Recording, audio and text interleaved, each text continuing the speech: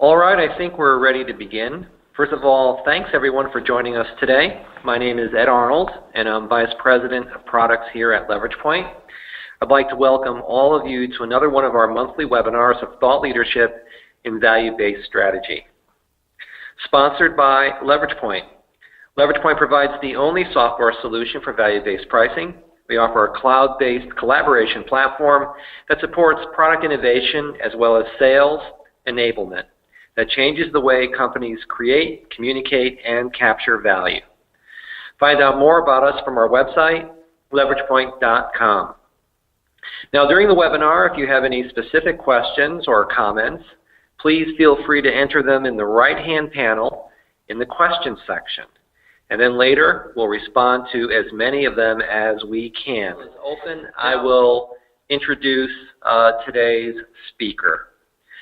So we're very delighted to have with us today Rafe Vandenberg. Rafe is currently Editor-in-Chief for Pricing Brew. And Pricing Brew is a new online community for B2B pricing professionals. And it describes itself as part industry association, part trade publication, and part research firm, and probably some other parts which Rafe will describe in a moment. He has over 20 years of experience in the B2B pricing space and has played a variety of roles, having worked as a practitioner for Fortune 500 companies, as well as a consultant, as an author, and as well as a technology innovator. So we'd like to welcome Rafe. With that, I'm going to turn it over to Rafe. Hi there. Sorry about that, a little technical difficulty. Thanks for the introduction, Ed. I appreciate that. And I want to thank the folks here at LeveragePoint for putting this on. I think this webinar series does a great service to the business community, and I'm really happy to participate. So as we focus on value-based pricing and really trying to understand what's going on there, one of the things that we found was, folks can often get lost in the complexity as they move forward. There are a lot of different methodologies, a lot of different process approaches out there. And, unfortunately, they all seem to sort of compete on complexity, how many process steps they have, as though, a 47-step process is somehow going to be more effective than a 10-step process. But in any case, it makes it appear to be a very complex thing. And, one of the things that we know and you know as well is the fundamentals in anything will get you 70 to 80% there. Right, so if you can understand what the fundamental steps are and really nail those, that's going to get you a very long way. And there's a tendency, frankly, for people to deep dive on one step of the process or another, and really dig in and try and do a great job on one particular aspect. And sometimes they miss out or they skip over certain pieces of a process, fundamental areas of the process that are very important and beneficial. So we wanted to understand what those fundamental steps were that people were utilizing that were not specific to any particular methodology or process and were broadly applicable to whatever type of business you might be in, whether it's manufacturing or distribution or a services company in a variety of industries. So we wanted to really understand what are the fundamentals involved here. What we found, 7 basic steps were pretty common. Now these steps are not rocket science. I mean, they're designed to be fundamentals. They're pretty basic, pretty easy to understand. But even so, we found organizations weren't, some organizations weren't utilizing all of them. The companies that were doing the best job were utilizing all of them, but there were still companies that, were skipping over certain steps or were not going through them to the level of rigor that can really provide them a tremendous amount of benefit. So we'll go through each one of these steps and provide a little bit more color. So the first step that folks felt was really important were really brainstorming all of the possibilities from a value driver perspective and an alternative solution perspective. This is really about, getting as many things as possible on the table up front to give you a better chance of actually exposing all of the different ways that you provide value to your customers. And you stand a better chance of identifying the specific value drivers that matter to your customers and prospects out in the marketplace. Now, depending on who you talk to, there are a number of different dimensions of value, 7, 10, whatever. We found what was pretty common is about 5, and they extend along product, service, drivers about your company, how you do business, and your operations. And each of these dimensions has a number of possibilities within it, specific value drivers of how your company delivers value or how your solutions deliver value to your customers along that particular dimension. So folks during this brainstorming stage, they really try and get everything possible out on the table, force themselves to get beyond kind of the myopic view that companies tend to have, where they zero in on just the product dimension. The only thing that matters to my customers are things about the product or the service, and really get beyond that to these other dimensions where there are very important things that prospects make decisions on, whether they say so or not. They may not explicitly say, yes, I'm looking at the longevity of your company or the stability of your company, but those things matter, and you want to get those on the table. The other important thing here is really to get other people's perspectives as you go through this. Involve a lot of other folks in your company in this brainstorming stage to really try and get a lot of ideas on the table, different views from different areas. Once you have that, once you've done this brainstorming exercise, you end up with a superset of possibilities, usually too large to really do much with. You want to distill that down, try and prioritize it a bit. Distill it down into a hypothesis that you can move forward with testing and validating in the marketplace. There are a number of ways to do this. Some folks have gone back to their internal experts and the folks who've been in the business a long time, interfaced with customers a lot, things like that, really try and get their opinions and perspectives on the priorities across all the different dimensions and really try and rank order what's important. Is this specific value driver in terms of the company, is that more important than this number 10 value driver we identified on the product dimension? That kind of a thing.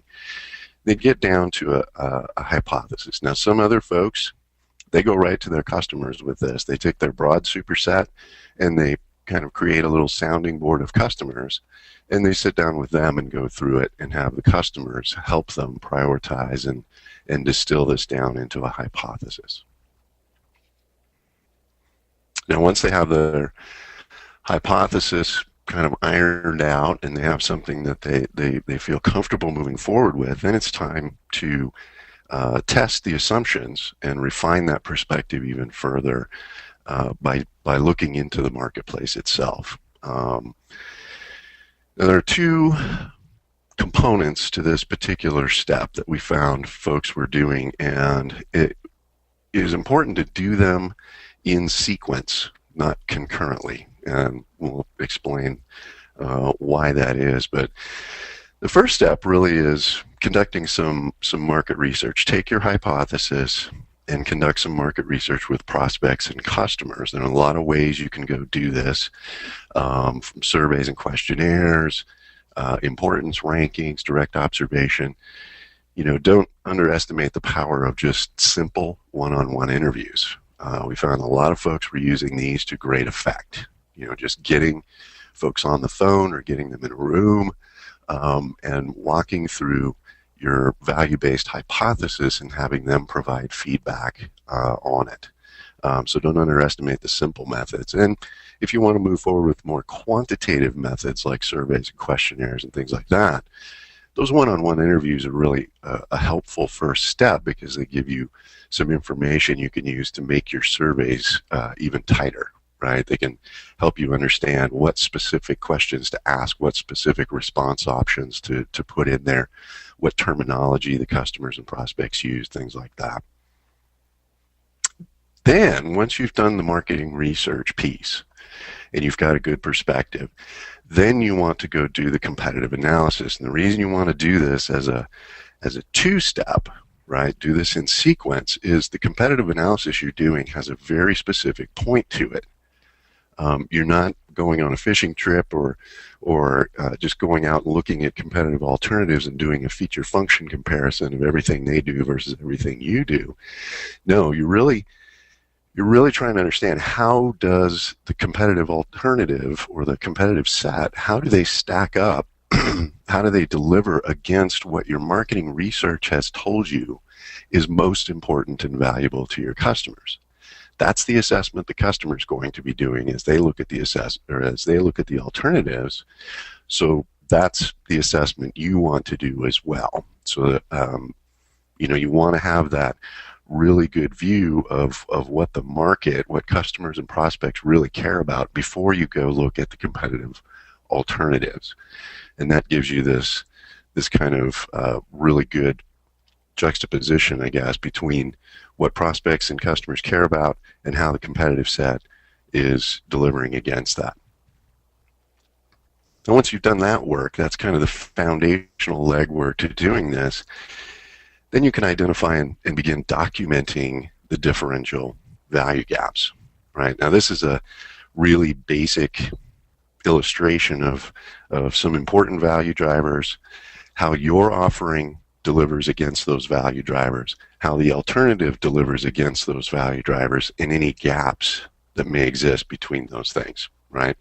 As we all know, it's the differential value that matters. I mean, the absolute value is certainly important, but the way customers and prospects are going to be evaluating this is, does your offering provide me more value than an alternative? So I should point out here at this point that, while I'm using this kind of spreadsheet view for simple illustration, and you can use spreadsheets if that's all you have to pull these kinds of things together and do calculations, but I got to say, LeveragePoint has it right in that spreadsheets really do kind of stink for this. They're clunky to use in the field, difficult to collaborate around, hard to gather feedback on what you're putting in the marketplace at scale. So absolutely use spreadsheets if that's all you have, but there are better options out there for doing this type of thing. Now, you can do this as you go through and identify and document the differential value gaps. You'll want to do it at a segment level. You'll want to do it for different alternatives so that you end up with some really specific, what some companies have called kill sheets, right? To where I'm dealing with a customer in a particular segment, and I'm dealing with, they're looking at these specific alternatives. I know the value gaps that exist in that specific situation. So you want to try and get down as granular as possible to the situations that your folks are running into in the field, and be able to document the value gaps at that level. Now, the next step here is really trying to develop your customer-facing value platform, your value stories, your value messaging, the things that you put out into the marketplace here. Now, one of the components here is around quantification and dollarization. So this is where you take hard drivers, quote-unquote hard drivers, and you quantify and dollarize them. These are, certain gaps that are easily calculable in terms of a cost savings or a benefit of some kind in dollars and cents, right? The economic value of this thing. And the reason you do this, of course, is, prospects are not very good at doing this themselves. And frankly, there's not a lot of incentive for them to do it either. So you're doing the work for them, right? You're getting them to think about what these differences mean to them in terms of dollars and cents. Okay. Then the next step here is you don't want to stop there. You want to look at all the different differential value gaps that you've been able to identify there, and for some of them you want to develop. You're going to leverage, I should say, strategic value statements, right? Some of these are a little bit harder to quantify in terms of dollars and cents, and maybe even if you could, those numbers wouldn't have a lot of credibility in front of a prospect. So you want to make sure that you're developing messages around these things that convey the differences in a really compelling and credible way. These are essentially the messages your salespeople will deliver, or your marketing collateral will deliver, that kind of a thing. You know, a lot of folks skip this step, which is not a good idea. We'd all like to believe that the numbers alone, the economic numbers alone, should tell the story, but you know, it's just best not to risk it. Tell the story, craft the message in advance to make it as tight and compelling as possible. And as I said, you know, some of the value drivers, even though you can come up with a formula to turn them put them in terms of dollars and cents, it's really about, is that credible to the person on the other side of the table? You know, if you look at a value driver and say, yeah, I can figure out some really complex formula for turning that into dollars and cents, you have to ask yourself, does the person on the other side of the table, are they going to believe that? Or is this particular value driver actually going to be more credible when delivered in terms of words and supported with proof and evidence to that effect? So then, you know, the last step really is once you have that platform built, you have that messaging platform, you have those quantifications, you have the stories, then you want to infuse that far and wide in your tools and processes. Obviously, you want to get this into the field as close to the point of interaction with the customer as possible. You want to make sure your salespeople understand it. You want to make sure they believe it. That's a really, really important component here. And you want them to know how to deliver it and defend it in front of customers. You want to make it really easy for them to access, make it easy for them to collaborate with customers around it, that sort of thing. But you also want to make sure that you infuse it everywhere else. You also have a lot of other messengers in your business beyond your sales force. You have your website, you have your press releases, white papers, data sheets, app notes, you name it. You have a lot of different places and a lot of different messengers that are delivering messages to your marketplace. You want to make sure you're infusing the value stories and the differential value stories into those mechanisms as well. So those are the 7 basic steps. As I said, they're pretty fundamental. Some tips and suggestions that we've been able to extract for effective execution along the way. Some horror stories we've heard as well. Again, make sure you include sales from the very start. You know, we heard a horror story from one of our contributors where they went through a very long, arduous exercise to, you know, understand and quantify the value of their offerings, and their product teams went through this whole exercise, and then they picked it up and kind of threw it over the fence to their sales team, right? And this was after, I believe, 16 months of effort. They took all of this and just kind of threw it over the fence to the sales team, and then they scratched their heads when the sales team didn't take it up, right? And what they found was, you know, the sales team, just because they hadn't been involved, they weren't bought into it, number one, and because they hadn't been involved, they actually didn't believe it. They thought all of this stuff, these quantifications and these stories and these messages and everything else, they thought it was marketing puffery. They thought, you know, the marketing team had gone off and, you know, created these ways to kind of use smoke and mirrors to trick the customers into buying something, right? And so that was a huge problem, and they had to go back and do a lot of legwork to kind of redo their efforts and involve sales more in the process itself. So don't make that mistake. Now, there's another thing that we found, as I mentioned earlier, there's a tendency to skip over the foundational steps, right? There's this assumption that, well, we've been in business a long time, and we have a lot of folks who've interacted with customers for, you know, in some industries it's, you know, 25 years they've been in the space, right? So we know what's important to customers. Well, Not always. Certainly you have a really good perspective on that, but if you really ask yourself how long has it been since you've been in the market for what you buy? How long has it been since you've been in the customer's shoes, if ever? A lot of folks have been in the industry for a long time, but they've always been on the sales side of the table. They've always been on the vendor side of the table as opposed to the customer side of the table. So you can, kind of develop this myopic view and not really have a good idea of what the customer is experiencing as they're evaluating all this stuff in the space. So you want to make sure you're doing the basic marketing research and competitive analysis. This stuff's not hard. As I said, even basic interviews with customers at those early stages can be very, very informative and pull things out that you may not have seen yourself. Now, the other piece is these differentials can drive price premiums or they can drive preference.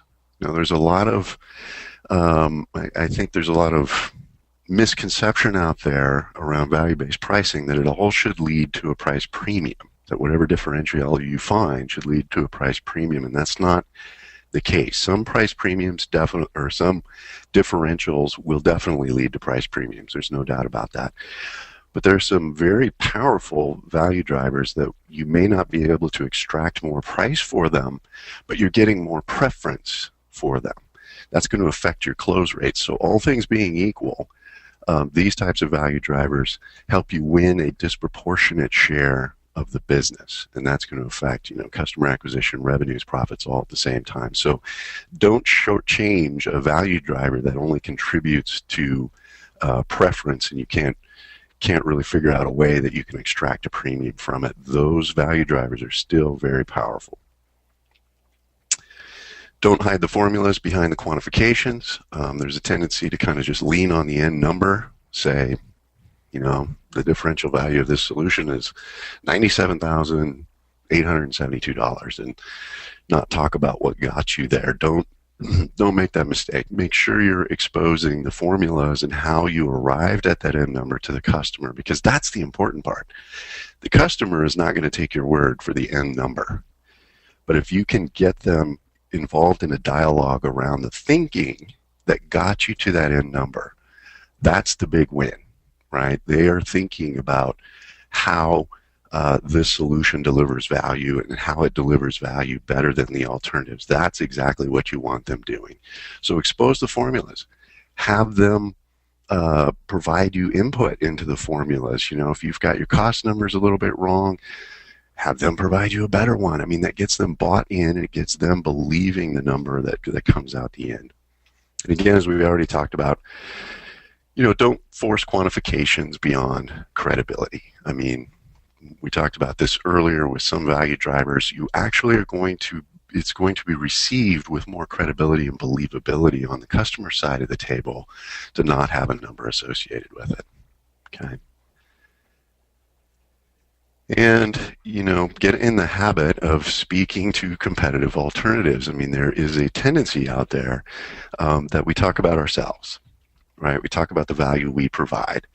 And, we don't want to talk about the competitive alternatives because we, perceive it as being negative, or we don't want to introduce a competitor as though we think they're not in the mix or something like that. But you have to get in the habit of talking about alternatives. You don't have to call them out by name, but you do have to speak to them because it is that differential that matters, right? So you can talk in terms of, competitive solutions or other solutions on the market, that kind of thing, but you want to get in the habit of doing that. And the last thing here we touched on in the last bullet there is, it's really easy to skip over all the other messages, right? You get really focused on making sure your sales team understands how to deliver this message, and that is a critical component, and they buy into it and they believe it. But if you really step back and look at it, there are a lot of messages that your prospects are receiving before a salesperson even gets a shot at delivering your value story, right?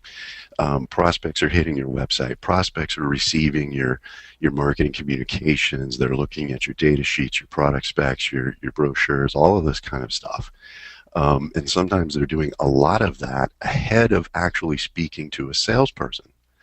So you want to make sure that you're getting those messages infused in all of the different touch points, if you will, to the end market. So those are some tips and suggestions that we've been able to glean from folks who've gone through these basic processes. At this point, I will turn it back over to Ed for a few words. Okay, well, first of all, thanks, Ray, for excellent presentation and some really clear steps for folks to follow to capture value. I just want to tell our participants that there's still time to get your questions in. A couple questions came in during the presentation, so just add those to the questions section of the panel on the right. But before we get to those, I just want to build on one of your slides about the dollarization of hard and soft value drivers. You know, in our work with customers, this is often a case of easier said than done. So I wanted to give you a sense of how this looks in the LeveragePoint platform. This slide illustrates the process of mapping the features, benefits, and value drivers using our software. This is a typical example. In this case, we're looking at an HVAC system, which has a list of benefits on the left, a list of features on the left, some benefits in the middle, and then some potential value driver hypotheses on the right. Now, when you look at the relationships between them, you'll see that, you know, the green arrows basically show a one-to-one relationship between you know, energy efficiency and value. And a lot of companies, a lot of folks will stop right there. What's more interesting are the more complex ones, those orange arrows. You know, when you look at the impact of 24-hour call center support, you'll see that it provides a number of distinct benefits, which in turn can impact various cost areas, such as maintenance costs. But if you look at one that's less tangible, you know, Rafe will call that soft, but we call it less tangible. You'll see that, you know, downtime, if you sit down to quantify that, becomes a pretty significant number. So by using the LeveragePoint functionality, which includes value driver libraries and editing functionality, users can build these types of quantified, logical, economic arguments for doing these less tangible value drivers, and in this case, show the customer a whole lot of hard dollar value from their differentiation. We call this finding hidden value gems, and it's one of the reasons why customers like using LeveragePoint. So I'd like to thank you for listening to that, and I know now Rafe has a special offer for you. So Rafe? Yeah. To show our appreciation for attending today's webinar, Pricing Brew would like to offer attendees a discount on subscriptions to the Pricing Brew Journal. I think you'll get a lot of value out of it. There's a lot in there about value-based pricing as well as Salesforce adoption and a number of these topics that are really important as you move forward. All you need to do, you can save $49 on either the monthly subscription or the annual package. All you need to do is enter the coupon code 49OFF9272 on the checkout page, and that'll automatically be applied. All right. Well, we'll keep that slide up there while we're doing our Q&A, and thanks again for providing that special offer for this month's participants. But let's get back to work here. So one question that came up during the webinar, well, first one that we get all the time, which is asking about when the slide, will the slides be available? Yes, they will. All participants will get a copy of the slides. Not only that, but a link to a recording of this, so you could play this back at any time. First question is about, I'll just paraphrase it, it's about channels. So what do you do when your products are being sold in indirect sales channels? And how do you interact with the sales force when they're selling competitive products as well? Right. Yeah, that's a great question, and it's not an uncommon situation. And, you know, what's really helpful, my belief is to kind of break the audiences down, be really clear in who you're impacting. You're going to have some more audiences in the mix when you're selling through channels, obviously, and you will have to develop value stories for each of those different audiences. So you've got your end user kind of stories, and that's where it's critically important to deliver your value messages and things like that in your marketing materials, your product descriptions and things like that, that the intermediary salespeople are not going to influence one way or the other, right? You have kind of a clean channel there through some of your Marcom materials and product descriptions and these kind of things to reach the end user with your message. You'll also want to take a step back. You've got sales reps who are selling to the channels. So there's your audience there. You're thinking about a little bit different dynamic with respect to what your value story and your differential value needs to be as you're thinking about your house sales reps selling to channels. You have a little bit different interaction there, and so your value stories may be a little bit different. You may want to infuse some more things that are more self-serving for that channel partner, in other words. So their economic value that they see as a channel partner, a distributor, for example, or tier 1, tier 2, tier 3 distributor, what's their primary goal? I mean, they want to make money. They want to sell stuff to their customers and make money in the process. So you may have some additional value drivers in your story platform to channel partners for why they should be selling your solution rather than the competitive solution. What's in it for them as the channel partner moving forward? So just break apart the different audiences, understand, kind of map out how that flow goes, and figure out, how can you infuse your messages into the materials that are, going directly to end users, so you have influence there. And then think about what are the value stories you need to provide to that channel partner to tell them what's in it for them in selling your solution versus someone else's.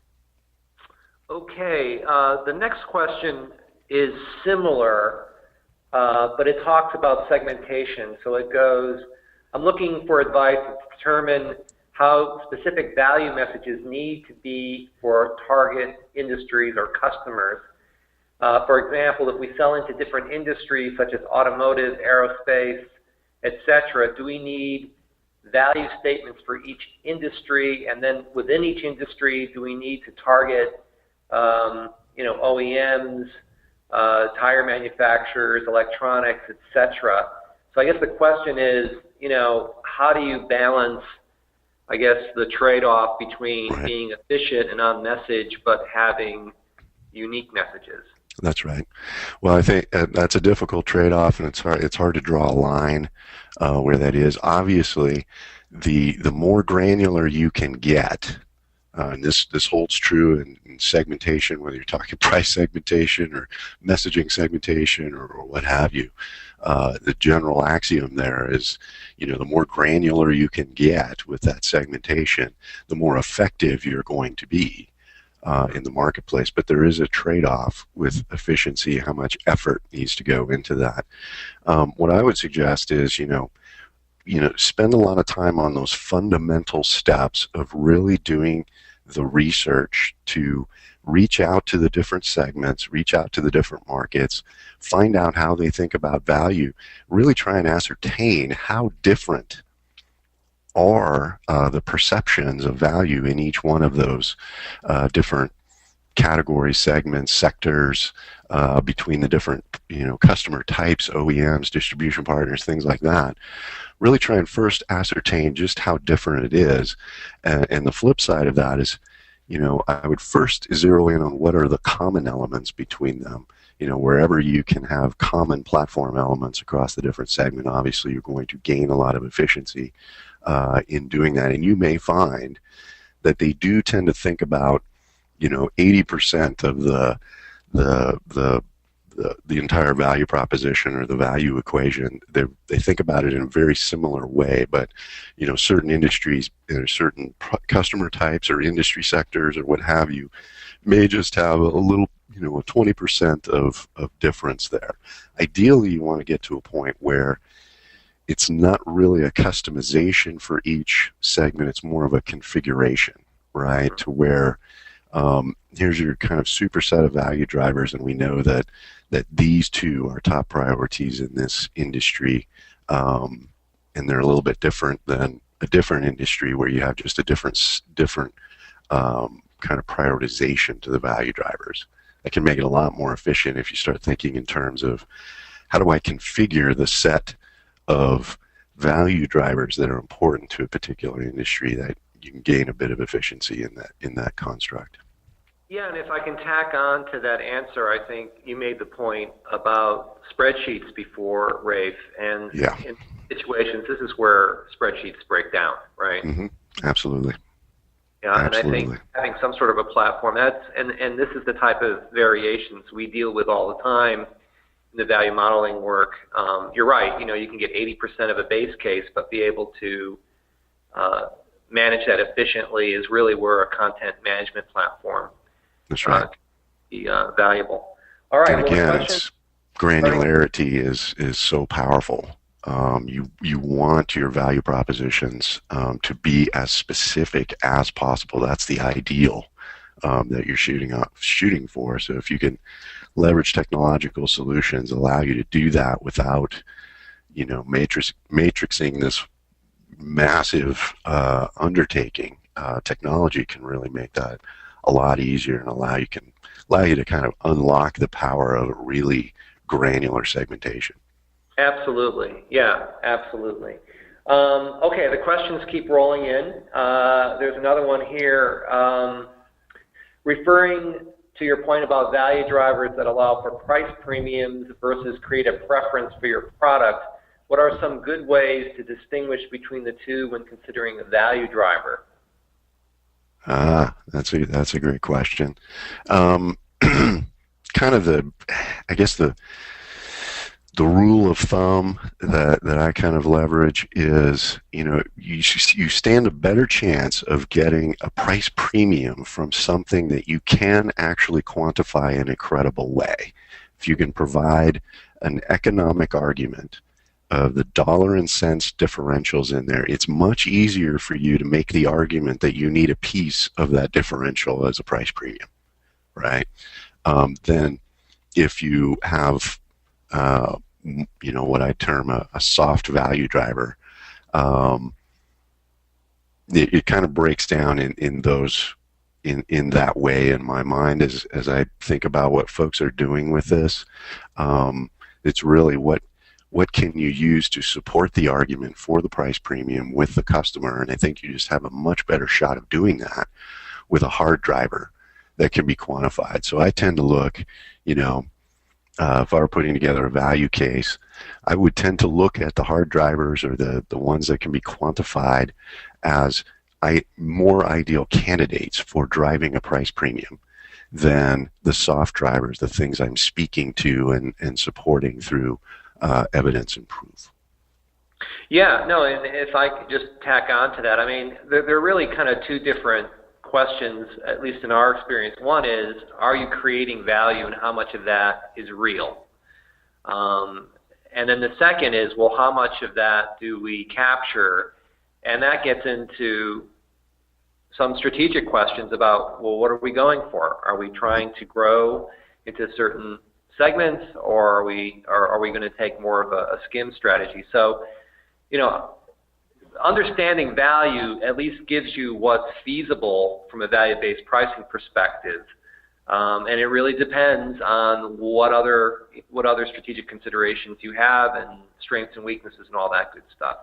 That's a great question. I really like that. All right, so here's another one. This is kind of a new question for us, but the gist of it basically is, look, if you're doing some product development planning and you're doing some data gathering, how do you protect from compromising your position that could potentially reveal some features to the competition? So this sort of competitive intelligence aspect, while you're doing this sort of value research, do you have to worry about that getting back to your competition? Ah, I see. So if I understand the question correctly, let's say you've got some element of your solution that provides value. Maybe it's a new capability or new feature or something like that, and you want to go out to the market and validate that. Is that going to get back to the competitive set? That's a great question, and I think it really depends on your risk tolerance. A lot of some companies don't care, right? There's a tendency among some companies to be so worried about what the competitive set is going to learn that they effectively prevent the market from learning about this differentiator, right? Or being able to put a finer point on it. And they kind of take the stance of, hey, it's our job to run faster, right? We know they're going to find out about it at some point. It's our job to stay ahead of that as we go forward with that.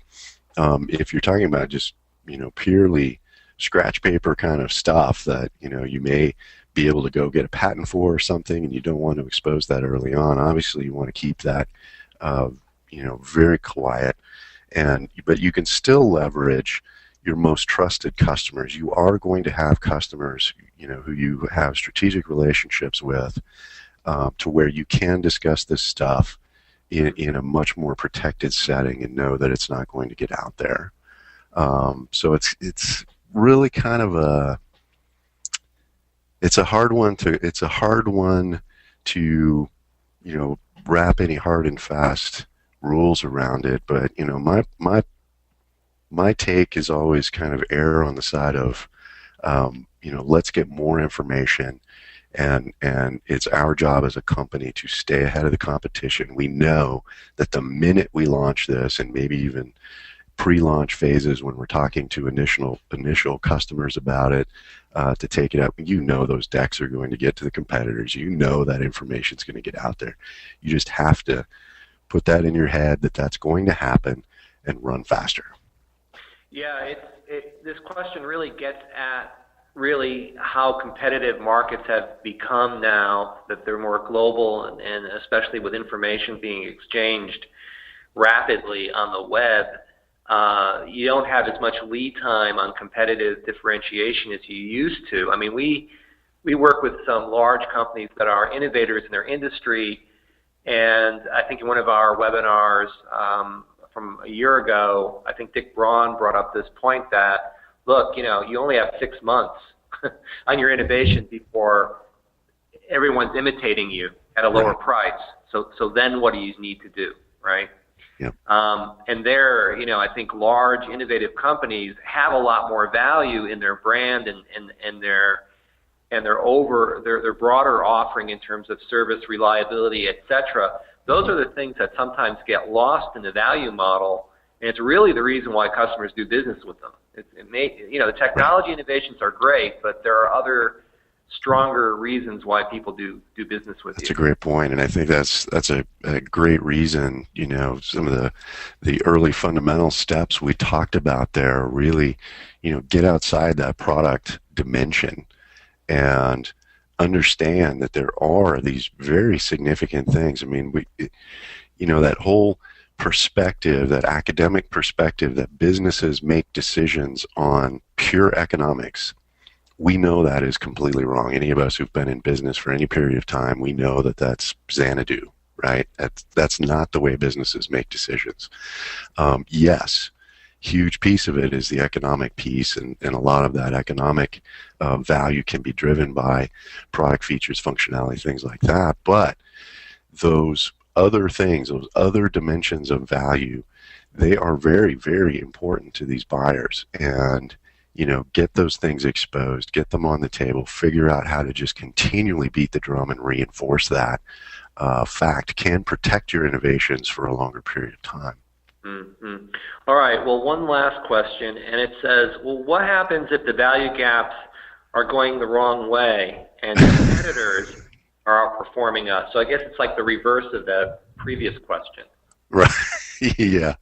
No, that yeah. When we show these examples and things, you always show them in a positive light. That you have a positive differential value gap to all of your competitive alternatives, and that would be wonderful if that were the case.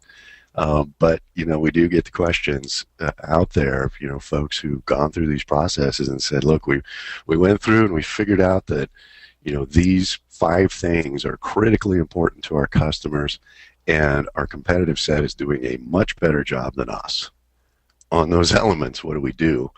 Well, there's a couple of things that you can do. At least you know where the problems are, right? So you can focus on those things and try and close the gaps and try and change that dynamic. Now where to focus. A lot of times folks find this is a really good diagnostic exercise for people as they go through product development exercises and things like that.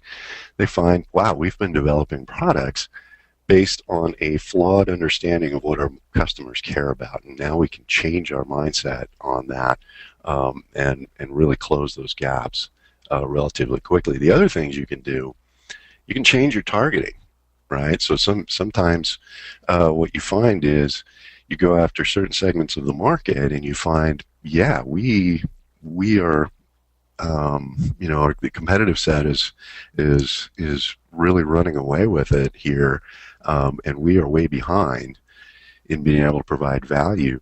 Well, maybe that's an indication that you're targeting the wrong market, and you need to go find the market where the competitive set, where your differential value is in the positive relative to the competitive alternatives.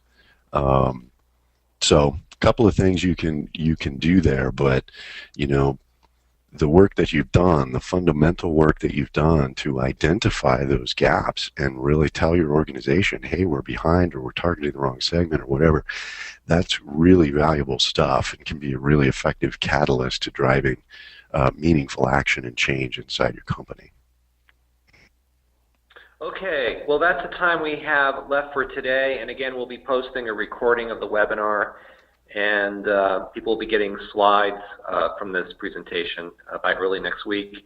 And of course, if you want to contact Ray Vandenberg directly, we had his contact information as part of the earlier slide. And of course, you can send our comments to us at LeveragePoint.com. But I just wanted to give a quick program note. Our next webinar will be November 20th, and we're really excited. We're going to have a very successful practitioner of value-based strategy with us from Schneider Electric, Patrick Moss. He has spoken at some of the PPS events before. Schneider is one of the world's biggest energy management companies, and we've had the pleasure of working with them recently, so you won't want to miss that one. Stay tuned for the registration information will be coming out shortly. So with that, let me just thank our participants again for hanging on. A lot of folks hung on through the Q&A session. So again, thanks, Ray, for joining us today. Thank you. All right. Thanks, everyone, for watching. Until next time.